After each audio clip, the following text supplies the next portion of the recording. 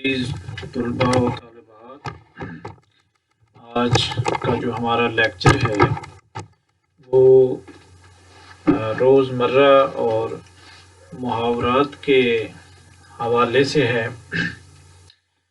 ہماری جو زبان ہے اس میں ہم کافی محاورات جو ہیں وہ استعمال کرتے ہیں اسی طرح روزمرہ۔ تو یہ جو امتحانی نقطہ نگاہ سے ایک اہم لیکچر ہے، تو ہم زیادہ تفصیل میں جانے کی بجائے مختصراً آپ کے سامنے جو سلائیڈ نظر آ رہی ہے اسی کے حوالے سے چلتے ہیں۔ تو سب سے پہلے ہے محاورہ، اس کی جو تعریف ہے وہ کریں گے۔ تو محاورہ کے لغوی معنی بات چیت کرنا کے ہیں، مگر زبان کی اصطلاح میں جب کوئی کلام دو یا دو سے زیادہ الفاظ سے مرکب ہو اور اہل زبان کی بول چال کے مطابق ہو اور اپنے لغوی معنوں کے بجائے مجازی معنی دیتا ہو تو وہ محاورہ کہلاتا ہے۔ یعنی یہ دوسرا جو پارٹ ہے کہ یعنی محاورہ کیا ہے؟ محاورہ وہ ہے جو اپنے لغوی معنی کے بجائے مجازی معنی دیتا ہے تو وہ محاورہ۔ یہ بات آپ نے اچھی طرح ذہن نشین کرنی ہے۔ اس کی یعنی آپ مثال دیکھیں، جیسے پانی پینا، یہ محاورہ نہیں ہے، اس لیے کہ یہاں پینا اپنے حقیقی معنوں میں استعمال ہوا ہے۔ اس کے برعکس غصہ پینا، آنسو پینا وغیرہ محاورے ہیں، کیونکہ یہ اہل زبان کی بول چال کے مطابق ہیں اور اپنے مجازی معنوں میں استعمال ہوئے۔ اب اس کی وضاحت آپ اس طرح کر سکتے ہیں کہ محاورے میں کم از کم دو الفاظ کا ہونا ضروری ہے۔ یہ الفاظ اپنے حقیقی اور لغوی معنوں کے بجائے ہمیشہ مجازی معنوں میں استعمال ہوتے ہیں، اور ان الفاظ کا استعمال اہل زبان کی بات چیت کے مطابق ہوتا ہے جس میں کمی بیشی نہیں کی جا سکتی۔ مثلا گل کھلانا کی جگہ ہم یعنی پھول کھلانا، اور گھوڑے بیچ کر سونا کی جگہ جو ہے ہم گھوڑے فروخت کر کے سونا درست نہ ہوگا، کیونکہ اہل زبان کبھی ایسا نہیں بولتے۔ البتہ مصادر کو ہر قسم کے افعال میں ڈالا جا سکتا ہے، مگر محاورہ قواعد زبان کے اصولوں کے خلاف استعمال نہیں کیا جا سکتا۔ محاورے کے استعمال میں بڑی احتیاط کی ضرورت ہے، اور اس مقصد کے لیے اہل زبان کی تحریروں کا بغور مطالعہ جو کرنا وہ ضروری ہے۔ مثلا آپ یہ مثالیں دیکھیں کہ لائے اس بت کو التجا کر کے، کفر ٹوٹا خدا خدا کر کے۔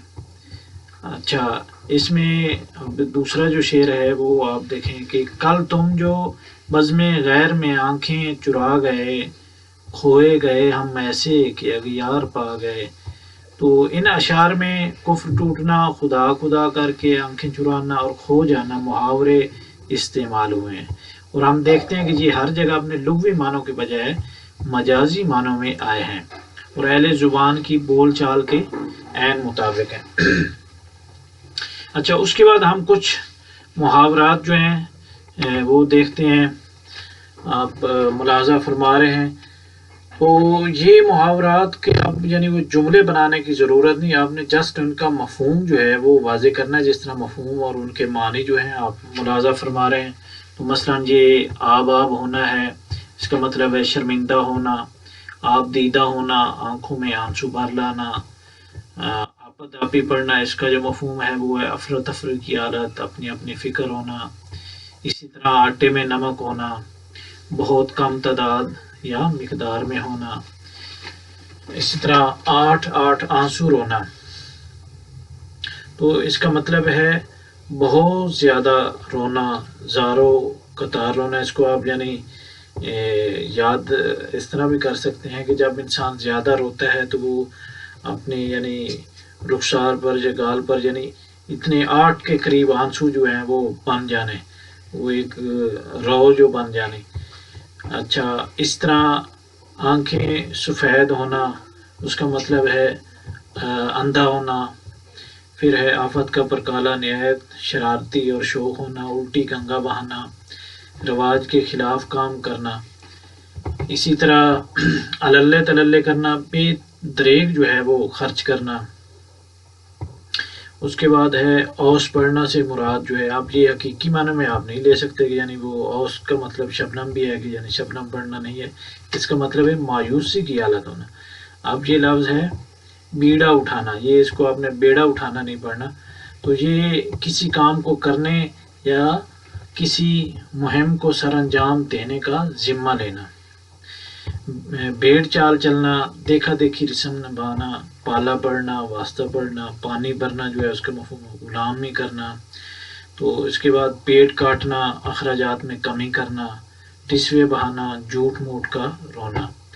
اور اس کے علاوہ جلی کٹی سنانا، برا بھلا کہنا، حواس باختہ ہونا کا مطلب ہے گھبرا جانا، خون سفید ہونا، بے مروت ہو جانا، دانت کھٹے کرنا، عاجز کرنا، دم بھرنا، محبت کا دعویٰ کرنا، زبان لال ہونا، گنگ ہو جانا، زخم پر نمک چھڑکنا، دکھی کو ستانا، اور اسی طرح سبز قدم ہونا، منحوس ہونا۔ یہ محاورات جو ہیں یہ بطور نمونہ جو ہے کچھ آپ کے نصاب میں ہیں، اور ان کو آپ اچھی طرح تیار کر لیں، اور اگر یہ امتحان میں پوچھے گئے تو انہی میں سے ہی آپ سے کچھ چند جو ہیں وہ پوچھے جا سکتے ہیں۔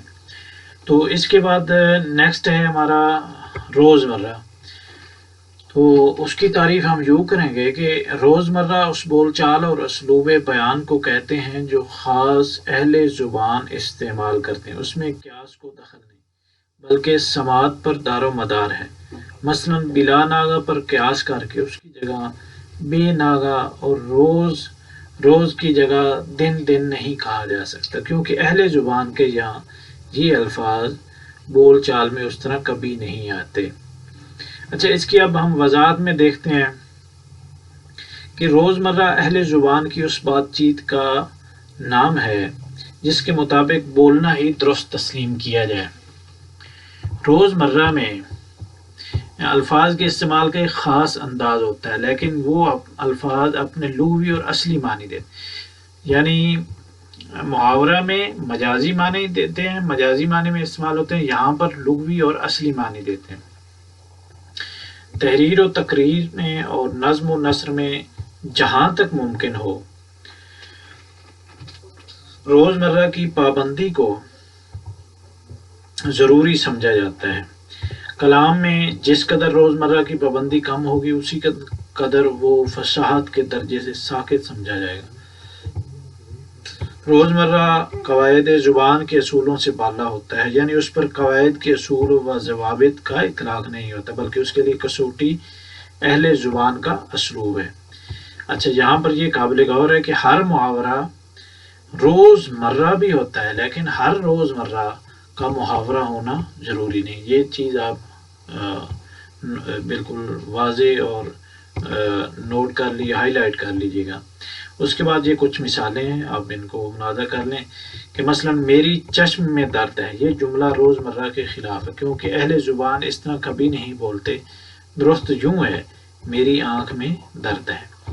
اسی طرح عابد اور ساجد کی عمروں میں 18-20 کا فرق ہے، یہ جملہ بھی غلط ہے، درست یوں ہے عابد اور ساجد کی عمروں میں 19-20 کا فرق ہے، کیونکہ اہل زبان معمولی فرق کو واضح کرنے کے لیے 19-20 کا فرق ہی کہتے ہیں۔ اچھا، اس طرح پھر یہ میرے ساتھ 4-5 مت کرو، یہ غلط ہے، میرے ساتھ 3-5 مت کرو، یہ درست ہے۔ اس طرح آپ نا وقت آئے ہیں، یہ غلط ہے، آپ بے وقت آئے ہیں، یہ درست ہے۔ لڑکی نے دوپٹہ پہنا، یہ غلط ہے، لڑکی نے دوپٹہ اوڑھا، یہ درست ہے۔ سڑکوں پر آئے روز حادثات ہوتے رہتے ہیں، یہ غلط ہے، سڑکوں پر آئے دن حادثات ہوتے رہتے ہیں، یہ درست ہے۔ اسی طرح یہ اینک پہن لو، یہ غلط ہے، اینک لگا لو، یہ درست ہے۔ تو اس طرح یہ ہمارا جو لیکچر ہے روزمرہ اور محاورات کے حوالے سے یہ اختتام کو پہنچتا ہے۔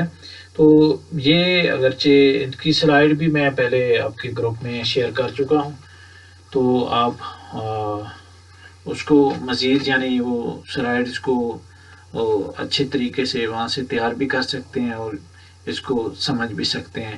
تو ان کو آپ اچھی طرح ذہن نشین کریں، اور اب چونکہ آپ کے امتحان بالکل قریب ہیں تو ان کو بالکل یعنی حافظہ میں سمو لیں. تو اس کے ساتھ ہی آپ سے اجازت چاہتے ہیں، نیکسٹ لیکچر میں ملاقات ہوگی.